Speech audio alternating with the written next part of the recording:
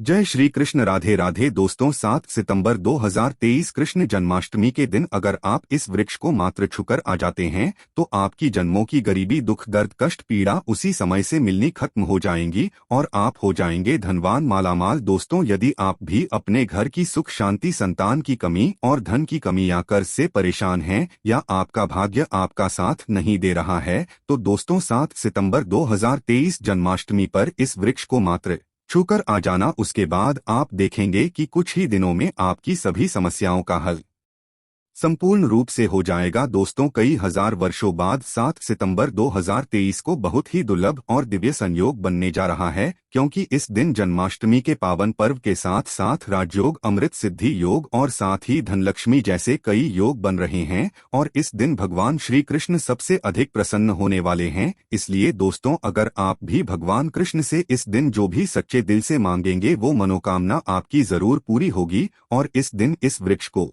छूने से जुड़ा ये उपाय आपकी किस्मत चमका देगा। आखिर कौन सा है वह कार्य जो आप को सभी कष्टों से मुक्त कर देंगे? आज की इस वीडियो में हम आपको विस्तार से बताएंगे, इसलिए दोस्तों वीडियो को आखिर तक जरूर देखें। और दोस्तों, अगर आप भी अपने जीवन में भगवान श्री कृष्ण की कृपा पाना चाहते हैं तो इस वीडियो को लाइक करें कि कमेंट में जय श्री कृष्ण राधे राधे लिखना ना भूलें। दोस्तों, भगवान कृष्ण का जन्म भाद्रपद माह की कृष्ण पक्ष की अष्टमी तिथि को हुआ था। इस शुभ तिथि को भगवान कृष्ण के जन्म उत्सव के रूप में मनाया जाता है और इसे जन्माष्टमी कहा जाता है। दोस्तों, जन्माष्टमी 2023 पूजा का शुभ मुहूर्त 6 सितंबर 2023 दिन बुधवार को रात 11:57 से 12:42 के बीच जन्माष्टमी की पूजा की जाएगी। आपको बता दें, कान्हा का जन्म रोहिणी नक्षत्र में मध्यरात्रि में हुआ था। 6 सितंबर को रोहिणी नक्षत्र की शुरुआत सुबह 9:20 से हो रही है। अगले दिन 7 सितंबर को सुबह 10:25 पर इसका समापन हो जाएगा। वहीं जन्माष्टमी व्रत का पारण 7 सितंबर को सुबह 6:02 या शाम 4:14 के बाद किया जा सकेगा। दोस्तों, वहीं ग्रस्त और वैष्णव संप्रदाय के लिए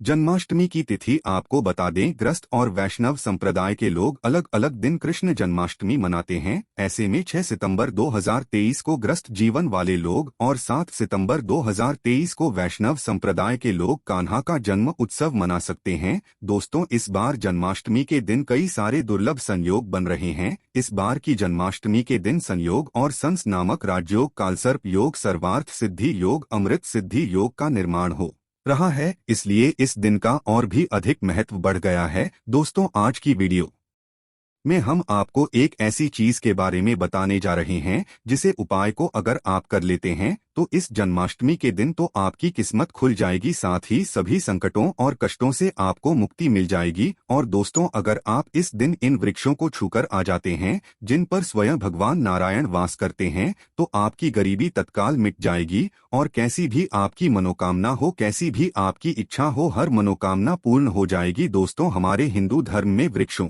को देव स्वरूप कहा गया है और इन वृक्षों में स्वयं भगवान महादेव और नारायण वास करते हैं। और आज मैं आप लोगों को उन पावन वृक्ष के बारे में बताऊंगा जिनको इस जन्माष्टमी के दिन छू लेने मात्र से आपकी जन्मों जन्मों की गरीबी मिट जाएगी। क्योंकि दोस्तों, ये ऐसे वृक्ष है जो देववृक्ष कहे गए हैं या देवी स्वरूप कहे गए हैं। दोस्तों, हमारे धर्मशास्त्र में इन पेड़ पौधों को देवता मानकर हम इनकी पूजा करते हैं और हमें इनकी पूजा करनी भी चाहिए, क्योंकि साइंस भी कहता कि पेड़ पौधे मनुष्य को बिना किसी स्वार्थ के वायु प्रदान करते हैं और सभी प्रकार के जितने भी नकारात्मक चीजें होती है उसे अपने अंदर यह स्वयं सोख लेते हैं और हमें ताजगी प्रदान करते हैं। दोस्तों, पेड़ पौधे स्वयं तेज धूप में तपते हैं लेकिन मनुष्य को शीतल छाया प्रदान करते हैं। तो दोस्तों, इस समय कुछ ऐसे पेड़ पौधे हैं जो हमारे धर्मशास्त्र में कहे गए हैं कि इनको छूने मात्र से व्यक्ति के बंद किस्मत के ताले खुल जाते हैं और व्यक्ति का सौभाग्य चमक जाता है। दोस्तों, हमारे धर्मशास्त्र में पेड़ पौधों को बहुत ही गुणकारी कहा जाता है। अनेक बीमारियों का उपचार पेड़ पौधों में छुपा है, जड़ी बूटी में छुपा है और भगवान श्री कृष्ण ने गीता में स्वयं कहा है कि वृक्षों मैं स्वयं पीपल का वृक्ष हूँ। इसलिए दोस्तों, पीपल के वृक्ष को वृक्षों का राजा कहा जाता है, क्योंकि पीपल वृक्ष की जो आयु होती है वो सबसे ज्यादा होती है। इसलिए भगवान श्री कृष्ण ने स्वयं कहा कि वृक्षों में पीपल हूँ। तो दोस्तों चलिए, अब मैं आप लोगों को उन पावन वृक्षों के बारे में बताऊंगा जो कि कल्याणकारी है, जो मंगलकारी है। अगर आप इन वृक्ष को छू लेते हैं इस जन्माष्टमी के दिन, तो आपकी गरीबी तो मिटेगी ही मिटेगी, साथ ही आपके जीवन से परेशानियां भी खत्म हो जाएंगी, क्योंकि यह जो पेड़ पौधे हैं या चेतनायुक्त हो जाते हैं, यानी कि इस दिन इनमें चेतना आ जाती है। और जन्माष्टमी के दिन स्वयं भगवान विष्णु जी इन वृक्षों में वास करते हैं, इस वजह से इनमें शक्ति आ जाती है और यह पेड़ पौधे जागृत अवस्था में आ जाते हैं। दोस्तों, इस समय इन पेड़ पौधों को मात्र जाकर छूटे, खास करके जो देवी स्वरूप कहे गए हैं,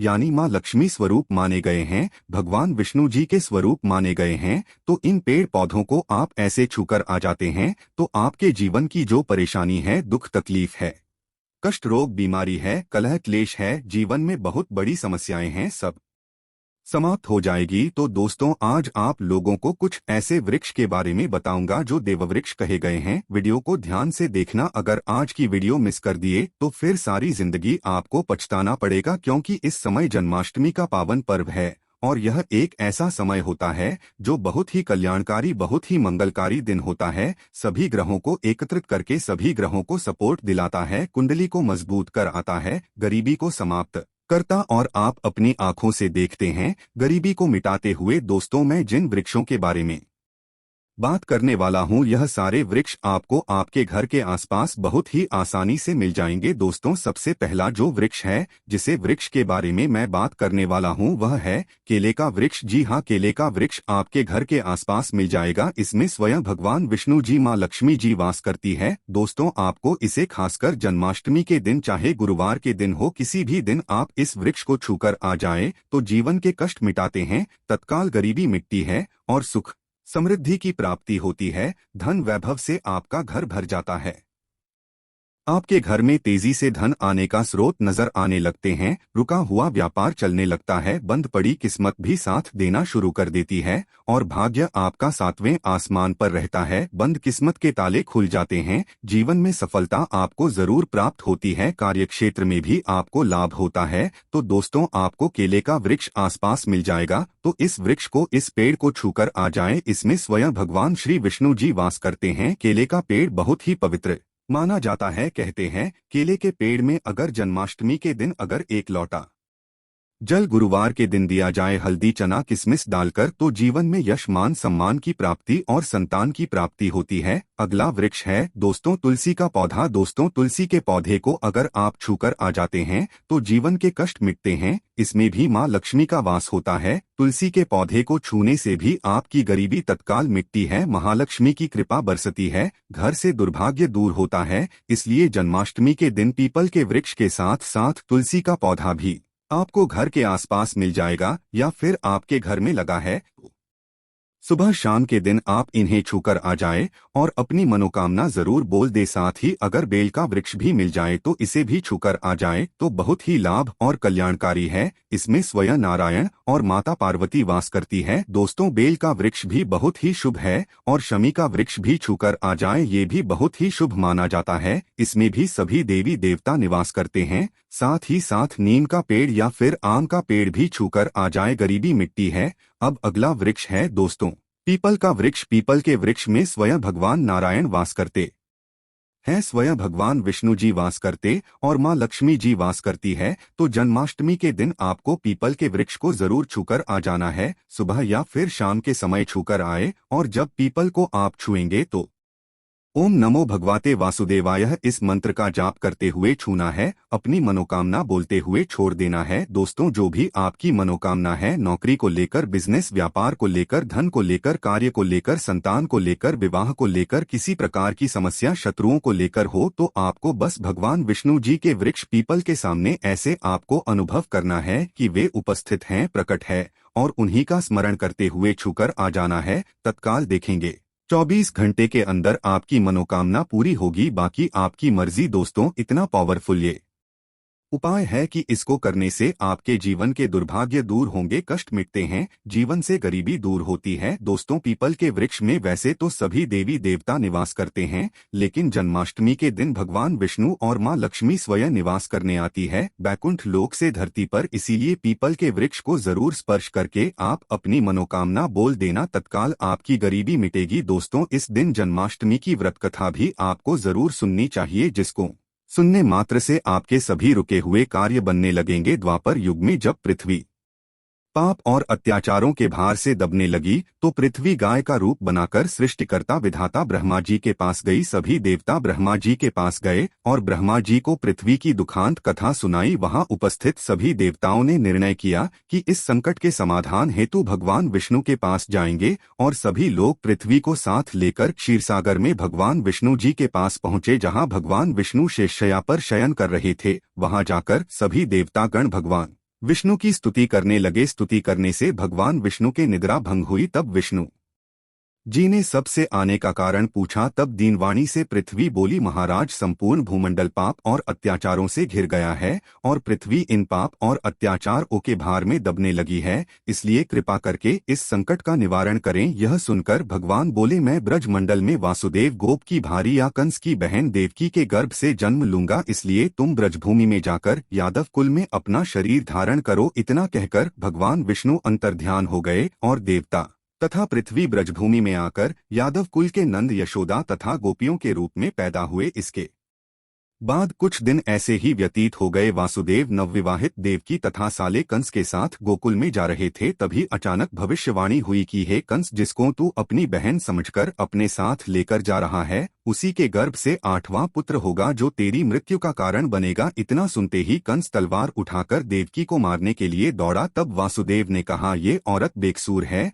और बेकसूर स्त्री को मारना उचित नहीं है, इसलिए जब भी देवकी के गर्भ से पुत्र का जन्म होगा तो पैदा होते ही मैं आपको अपनी सब संतान दे दूंगा, तो आपको कौन मारेगा। कंस ने उनकी बात मान ली और वासुदेव तथा देवकी को ले जाकर जेल में बंद कर दिया। जब भी देवकी के पुत्र होता तो कंस उन्हें मार देता। देवकी के साथ पुत्र मारे जाने के बाद 8वें गर्भ की बात कंस को मालूम हुई। इस बात का पता चलते ही कंस ने देवकी और वासुदेव को विशेष कारागार में डलवाकर पहरा लगवा दिया। भाद्रपद माह की कृष्ण पक्ष की अष्टमी को भाया वाणी रात के समय जब शंख गदा पद्मधारी भगवान श्री कृष्ण का जन्म हुआ तो चारों ओर प्रकाश फैल गया। लीलाधारी भगवान की यह लीला देखकर वासुदेव और देवकी उनके सामने हाथ जोड़कर खड़े हो गए। भगवान श्री कृष्ण ने जब अपना बाल स्वरूप लिया तब देवकी और वासुदेव के हाथों की हथकड़ियां टूटकर खुल गई, दरवाजे अपने आप खुल गए और पहरेदार सोते हुए नजर आए। तब वासुदेव कृष्ण जी को अपने साथ लेकर वहां से निकल गए। जब वासुदेव ने यमुना को पार करने के लिए अंदर प्रवेश किया तो यमुना का स्तर बढ़ने लगा। भगवान के चरण कमल छूने को लालायित यमुना कृष्ण मेरा पैर लटका देने पर भगवान के चरण कमलों को स्पर्श कर उतर गई, बिल्कुल घट गई।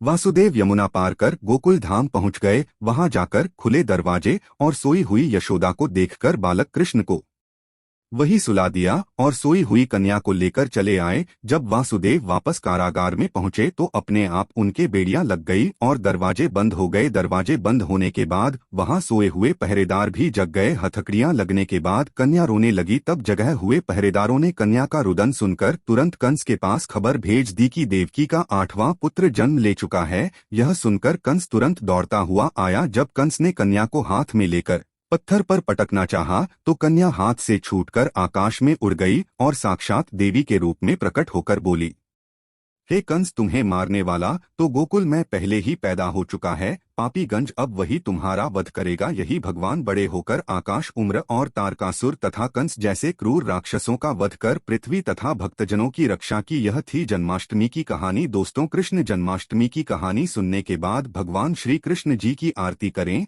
और हम आशा करते हैं कि आपको कृष्ण जन्माष्टमी की कहानी पसंद आई होगी। दोस्तों, आज के लिए इतना ही। जय श्री कृष्णा। राधे राधे।